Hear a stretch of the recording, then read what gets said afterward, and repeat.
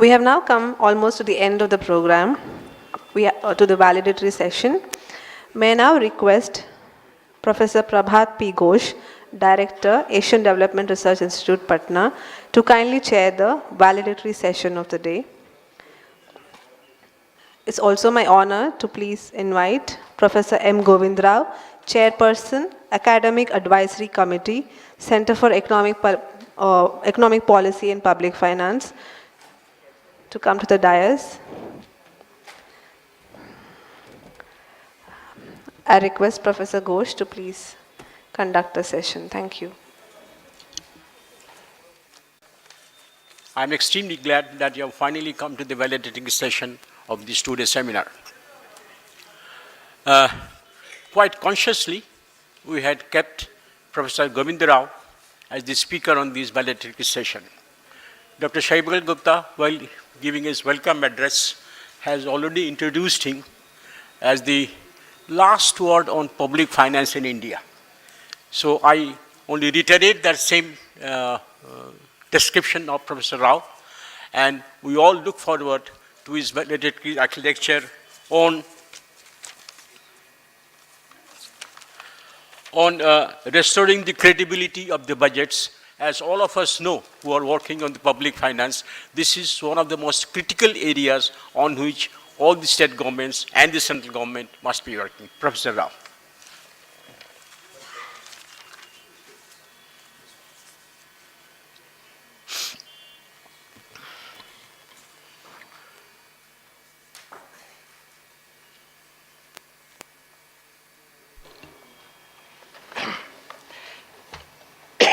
Thank you, Dr. Ghosh. Friends, I think I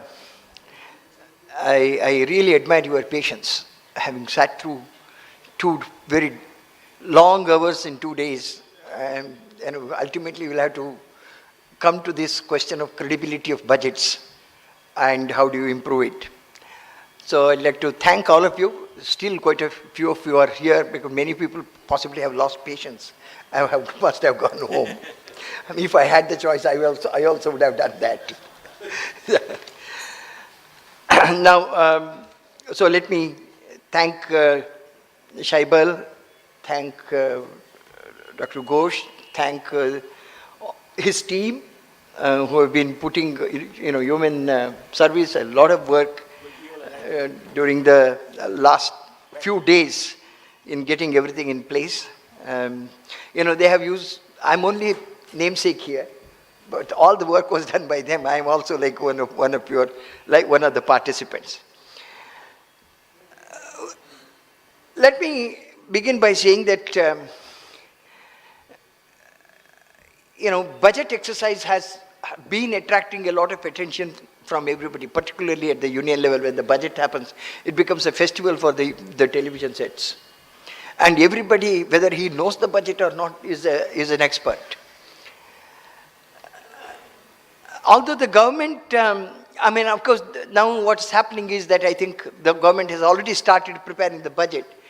Whether they are going to present the full year budget now, or full budget now, or whether they are presenting a vote on account, we'll have to see as we go along.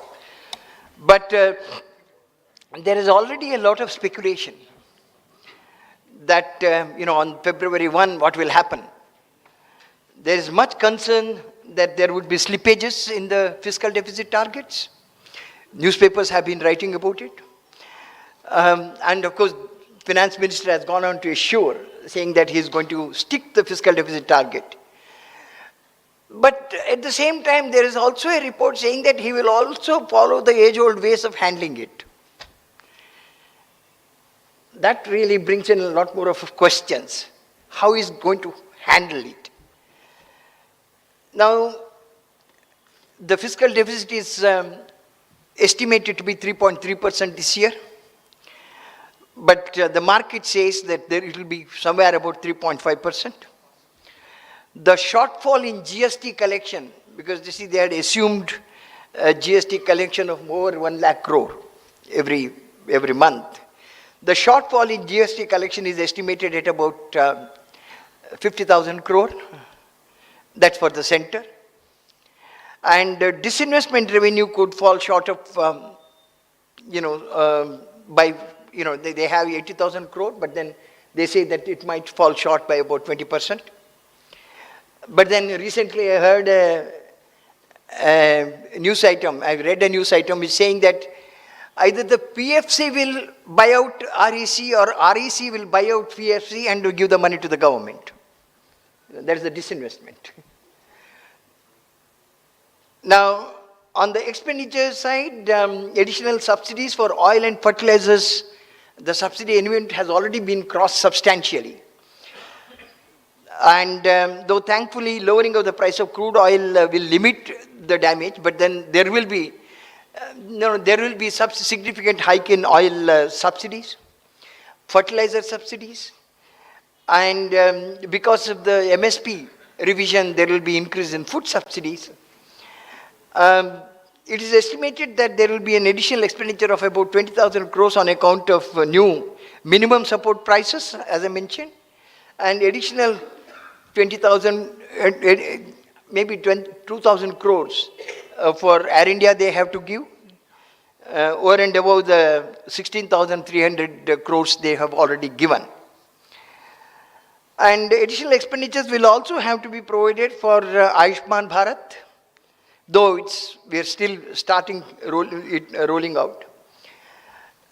And the speculation is that there will be some, there will be slippages, but Finance Minister, as he has already assured, he will follow the time-tested ways of adjusting. I mean, let me put it this way. History of fiscal management in India is replete with instances of slippages. And managing is time-tested. It has become time-tested. Managing the fiscal deficits has become a practice. We are not correcting the fiscal deficit. We are not making a fiscal consolidation. We are managing it. We do have something like 8 to 10 year cycles in fiscal deficit. What happens is that every time there is a pay commission award or every time there is a oil price hike, I mean it happens somewhere about, around 8 to 10 year cycle. You had it in 1980s, you had it in the 1991, thanks to Saddam Hussein invading Kuwait and the problems there arising thereof. Of course, it's a problem was basically carried through the, sort of very high expenditures that were incurred in the latter part of the 1980s when, Rajiv Gandhi was the Prime Minister. Now, then, when 98, 99 come, you have again the same set of problems. Then, again, after 2008, 9, you have the similar set of problems. So, some sort of a 10-year cycle you have. And of course, in fact, you see, the constitution makers, as well as initial people in the initial listing itself, they had feared that there would be a problem like this. Now, in fact, Estimates Committee, Public Accounts Committee, and the Reserve Bank of India have been saying since 1957 that statutory regulation should be put on public debt. They wanted a separate statutory limitation to be put on public debt. But Government of India, in its wisdom, has never accepted them. Now, as I mentioned, after the 1991 crisis, we had a fiscal deficit of close to 10%. And then when it came to 97, 98, again, pay commission award and close to 10%. And then, of course, that led to the introduction of FRBM. The discussion went on in 2000, and there was a committee under E.A.S. Sharma, which made a recommendation in 2002, and then which first basically made a recommendation that you should reduce the fiscal deficit by 0.33% and then revenue deficit by 0.5% to reach, fiscal deficit of 3% in 2006 and eliminate the revenue deficit. That was the first this thing. Of course, the 12th Finance Commission came in and then gave the recommendation that you should have the overall fiscal deficit of 6% of GDP, 3% for the center, 3% for the states, basically based on their assumptions, their projections, if I may say, their projections about household sector financial savings. Basically, this is the amount of fiscal space that is available. 4% if you give to the 4% of space you give to the private sector. The total household sector financial saving was about 10% of GDP. 1.5% was the current account deficit. They said 1.5% is needed for the public sector enterprises. And if you have to give 4% fiscal deficit, 4% space for the private sector, you are left with 6%. So 3% for the center, 3% for the state. That is the logic that was given by Rangarajan and his group in the 12th Finance Commission. Now, this has gone on, and of course, they wanted the revenue balance to be achieved. They gave a very liberal sort of incentive to the states to adjust it to 3%. And so then what happened is that things happened very well, in the early part of 2000, after 2003, 2004, mainly because of the very sharp increase in the income tax revenue. And this sharp increase in income tax revenue, on an average 32% per year from 2004-05 to 2007-08. And that happened because of the Tax Information Network, TIN. I do not want to go into the details for want of time, but basically what the Comptroller and Auditor General had told at the time, made a recommendation, made a report that many of these people who were supposed to deduct the tax at source and file the return never filed the return. They deducted the tax at source, kept it for themselves, didn't pay the money to the government. And it's under this, Vijay Kelkar was the advisor. He, sort of set up this tax information network with the NSDL as the partner. The result was significant, 32% per year increase. That and the expansion of the service tax base. These are the two reasons they were able to adjust. But came 2008-09, after 2007-09, everything was fine. Came 2008-09, you have a problem. The election year, and in the election year, there is something called electoral budget cycles. There were 3 major decisions that were taken. Implementation of pay commission award, expansion of National Rural Employment Guarantee from 200 districts to the whole country, and loan waiver, a massive loan waiver program. The result was a complete disequilibrium in the entire scheme of things. And Chidambaram had budgeted for a deficit of 2.5, fiscal deficit of 2.5%. And by the time he came to July, the oil prices increased to $165 a barrel. Election year, they were not willing to increase the prices of distillates.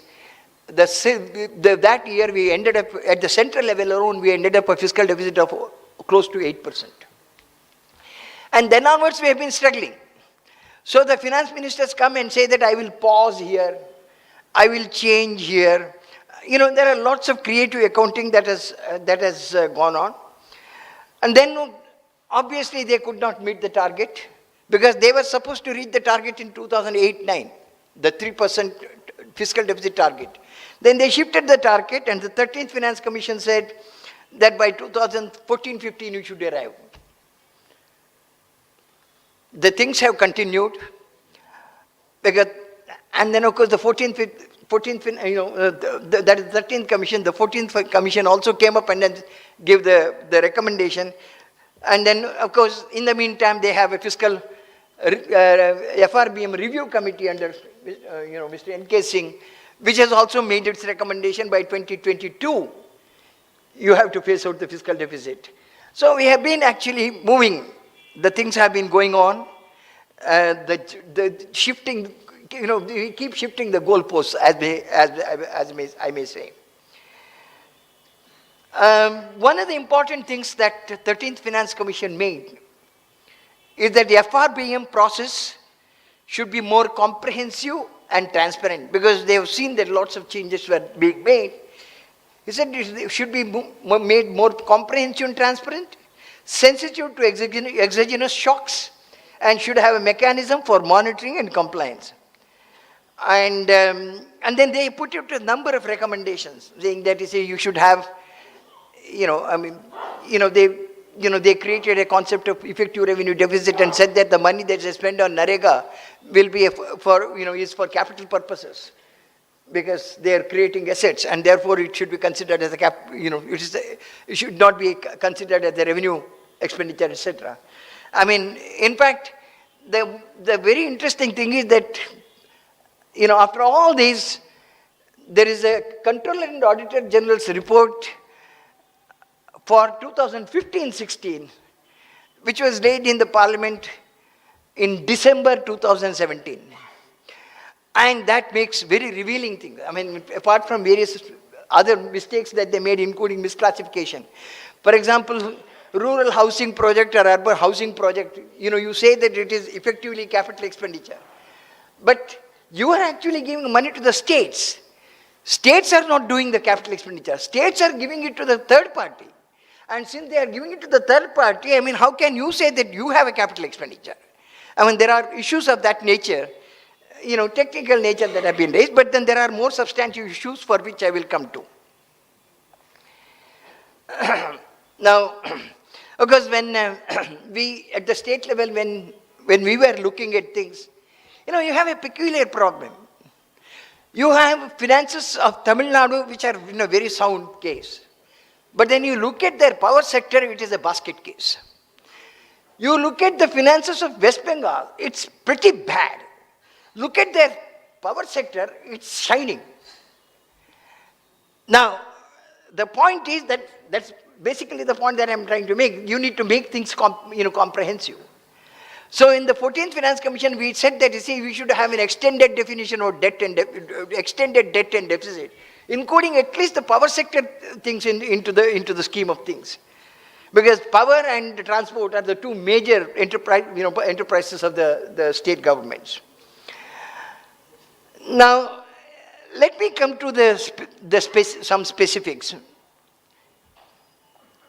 As I said, history of official management of fiscal management in India is replete with instances of all sorts of wrongdoing, if I may say.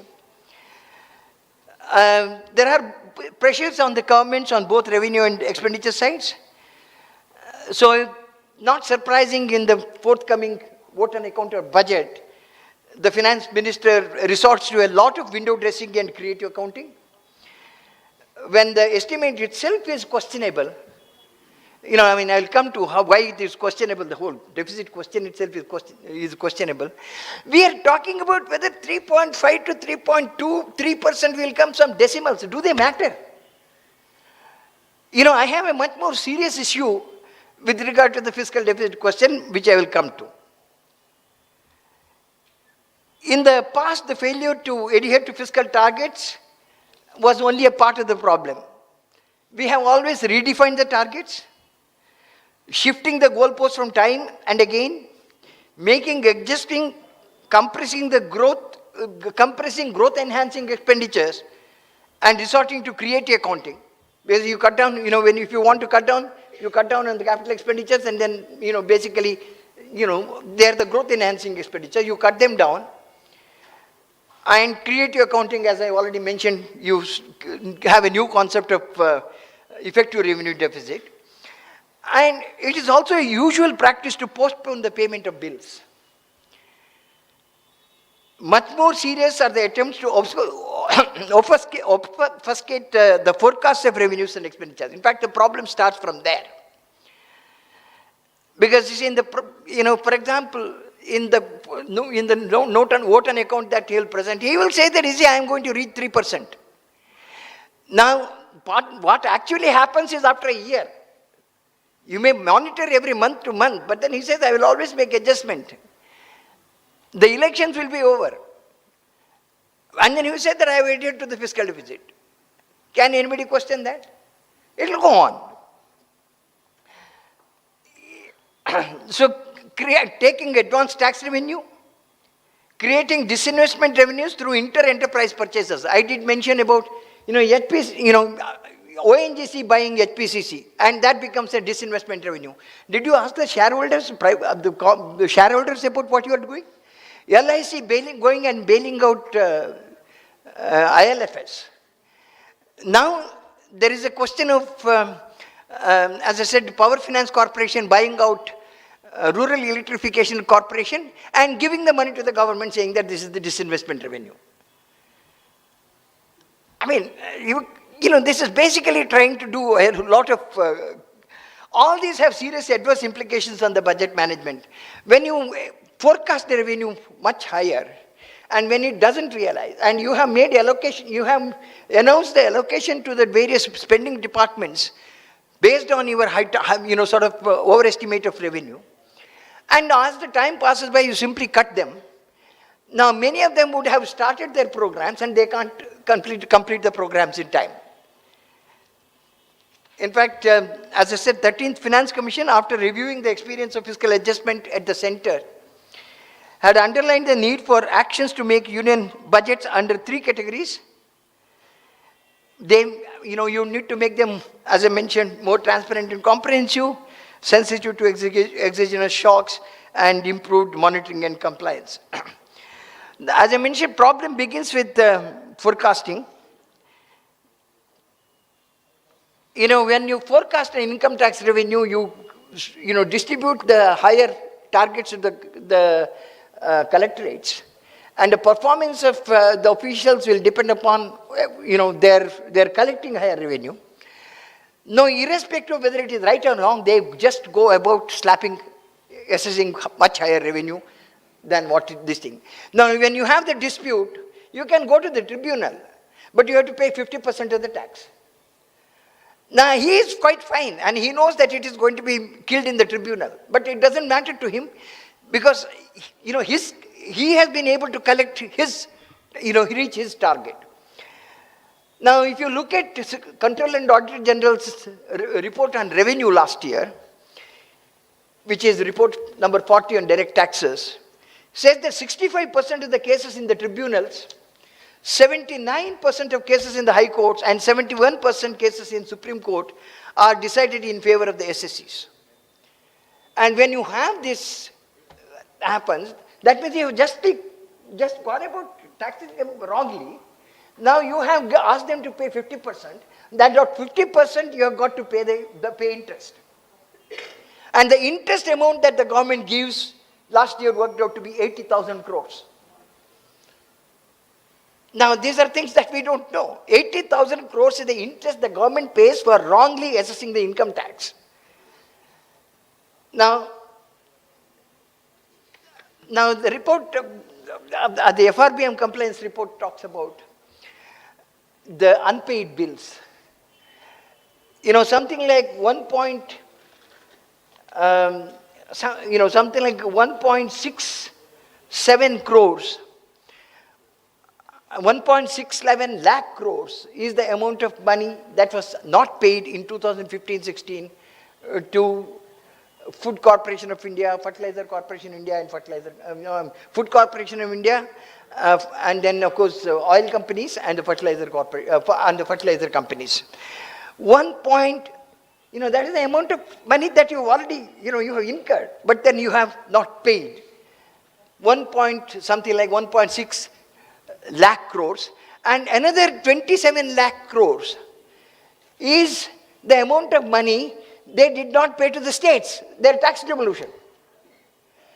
The tax devolution, which was a constitutional necessity, was not paid. Basically, the argument, they deal with the argument. The argument is that, our calculations and your calculations are different. Who has to calculate? Is it the Controller and Auditor General or the Department of Economic Affairs?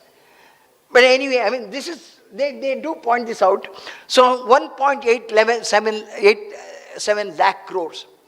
Now, when you have this type of a thing, we keep cribbing about 0.2% of GDP, 3.3 or 3.5. What meaning does it have? Now, budget is a document translating government policies into actions. You need to restore the credibility and make it comprehensive, transparent, and realistic, and that is necessary. Measures like fixing the numerical targets, like passing the FRBM Act, is only one part of the case. And that has not, sort of succeeded in, trying to discipline the center. I mean, I'm having a rolling medium-term fiscal framework. Now, every year keep changing, it doesn't matter. Parliamentarians don't discuss this issue. It's become a common thing. Transparency and significancy are important. Now, the 13th Finance Commission also recommended a number of measures like having a table on economic and functional classification, presentation of a separate statement on transfers to states, more scientific estimation and reporting of tax expenditures, on tax expenditure on major tax concessions, working out and presenting compliance costs. That's a huge job. And I think that's an unrealistic thing to tell the government to do it. Arindan Das Gupta is the only study in the country that has estimated the compliance cost, and he will tell you how difficult it is, and nobody tells you the truth. The industry people, they will complain a lot. But when it comes to that, it's like in the case of GST. They may privately complain, but otherwise, it's a game changer. They're all cheerleaders. Now, details of capital expenditure proposals and their revenue consequences, comprehensive assessment of contingent liabilities, including the liabilities arising from PPPs. All these have been pointed out, but no work has been done. The very interesting part of the Finance Commission's exercise is that there are basic terms of reference, which is given in the Constitution itself. And there are these additional terms of reference, which is given as, any other matter in the interest of finance. The basic terms of reference, they will make, in the action taken report, they say that we are taking care. But the additional things, they just ignore it. They say that we will think about it as and when it is required. And invariably, they don't follow that. The question is, when the markets fail, governments have to intervene. How do we minimize the problems of government failure? What do we do when the governments fail? Repeatedly, if you say that, you declare that you are going to contain the fiscal deficit, and ultimately you don't do it, you completely go on changing the goalposts, changing the definitions, do the creative accounting, you resort to all sorts of this type of thing. How do you deal with this problem? We need to create checks and balances in the system, and that is the reason why we had a rule-based fiscal policy put in place. Parliamentary oversight is important, but that is effectively done by the, one of the things that has happened, at least in several countries, number of countries, particularly after the global financial crisis, is the introduction of what is called a fiscal council. In the US, you have Congressional Budget Office. In UK, you have Office of Budget and Accountability. And you have, many other countries have either parliamentary budgetary offices or fiscal councils. The predominant task of these, there are many things that they do. For want of time, I will not go into. But the three major tasks that they do is, one is they evaluate the forecast of the government as soon as the forecast comes in and tells that whether this forecast is right or wrong. In some countries, actually, fiscal councils do the forecast and that is taken in the budget. Okay? Now, at least, you don't really create, it's a neutral, this thing. At least people are told that this revenue forecast, expenditure forecast has these many assumptions. This is the problem. Second thing is the governments come and then simply go about making, sort of announcements. On the rampart of the Red Fort, irrespective of which party is in power, the Prime Minister goes up and says that we are going to have Swachha, this, that, 100 other things. Announcement of schemes. Even when we talked about, one rank, one pension, nobody knew what it was. Somebody has to cost these schemes. When you did the smart cities project, has anybody defined what a smart city is? What is a smart city? Now, you come up and then who is supposed to do? Center? And you say that the center that I will give you 100 crores. The rest of it, you will have to manage. You have to compete for that 100 crores. Many of them don't care. Why should be the Maharashtra Municipal Corporation Greater Mumbai with something like a 14,000 crore budget, why should we bother about 100 crore? I mean, you create that sort of a situation. You give 100 crore, but then nobody has worked out what is the cost of a smart city, how much would the center give, how much would the states give, how much would the municipal corporation give. There is no such thing. So, the second major job of the fiscal council is to, whenever an announcement is made, what is the conceptual part of it and how much it would cost. The third is monitoring the fiscal targets of the center and saying that, look, this is what is happening from time to time. They are supposed to report to the parliament. But then the 13th Finance Commission's recommendation was that you should have a committee which will convert itself into a fiscal council, and that fiscal council will be appointed by the Ministry of Finance and reporting to the Ministry of Finance. Umpires cannot be players. And then comes the 14th Finance Commission, which made a very clear recommendation saying that we do need a fiscal council, and that you should amend the FRBM Act, and that should be appointed by the Parliament, reporting to the Parliament. Nobody talks about it. It's only in the report. Not even one sentence has been written. FRBM committee comes and says that, oh, we need definitely a fiscal council. What is the fiscal council? The Ministry of Finance will appoint a council and it will be reporting to it. Several places Bihar has talked about it to bring it. The point that I'm trying to make is that, I'm not for a moment saying that fiscal council is a silver bullet. It is not. If there is no political acceptability, then obviously it will fail. And if there is a political acceptability, you don't need a fiscal council. But this is also something like, FRBM. You raise the awareness to the people that there is a fiscal council which is making this. Basically, advocacy thing that it can do. And it can bring about certain amount of checks and balances. It is neither necessary nor sufficient, but it can be useful. Now, the other important thing is that many of the countries in the world, in fact, this is one of the agenda in the G20, that the countries have decided to move over to an accrual accounting system. Malaysia has given a very clear plan of moving into an accrual accounting system for 3 years. If you have an accrual accounting, you can't put this 1.87 lakh crores and, next year and say that, look, I have balanced my budget. Now, unfortunately, there has been, every finance commission has made this recommendation that move over to an accrual accounting system. There also you can manipulate. It's not that everything is free, but the point is that it's difficult. Now, for some reason, the government of India just doesn't want to move over to an accrual accounting. Now, maybe after the G20 situation. Now, the point that I'm saying is that we all have to write and then say that, look, move over to an accrual accounting system, let us be a little more transparent. Now, we have this, as I mentioned, we have this serious case of government failure. We have a huge problem with the management of the fiscal deficit. And we do need to, bring in some checks and balances in the system. And, there is no point in talking about 1 or 2 percentage, decimals. And I think we need to have a much bigger reform of the budgeting system altogether. Thank you very much.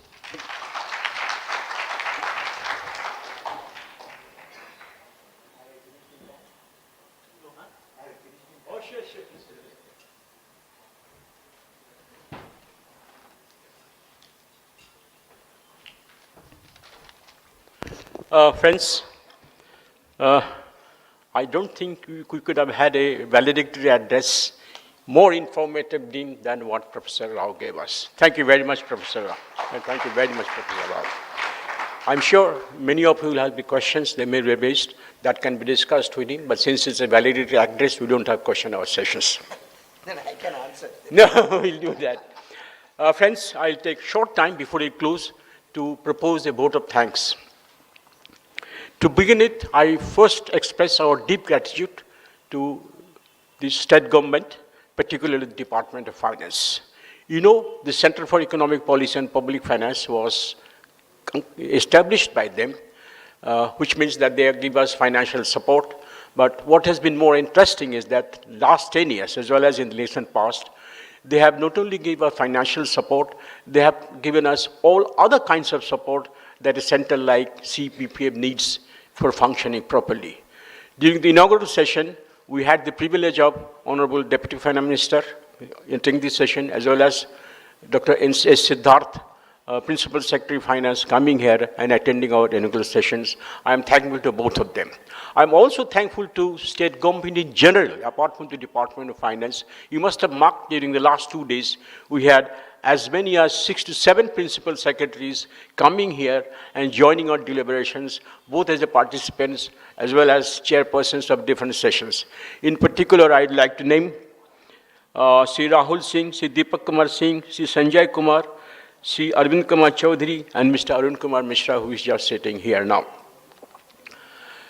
Next, I'd like to thank the scholars who have come here from all over the country as well as from outside the country.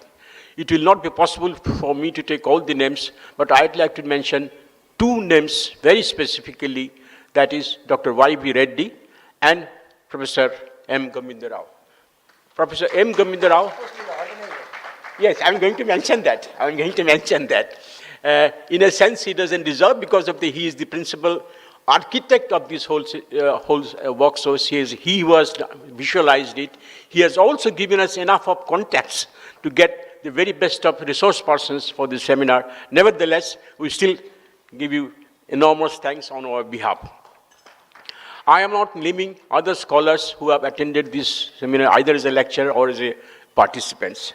Friends, next I have to thank my colleagues at Adri. Again, that's a long list. we have been working for last 3 months.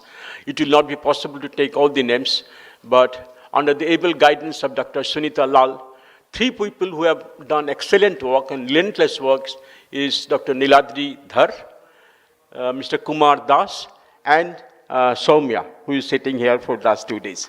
To thank you to all of them. This morning, if you have seen the paper, our seminar was very widely covered.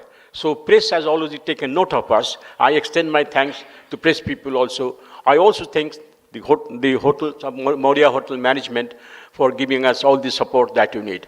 With these words, I thank you all over again and hope. Oh, I see.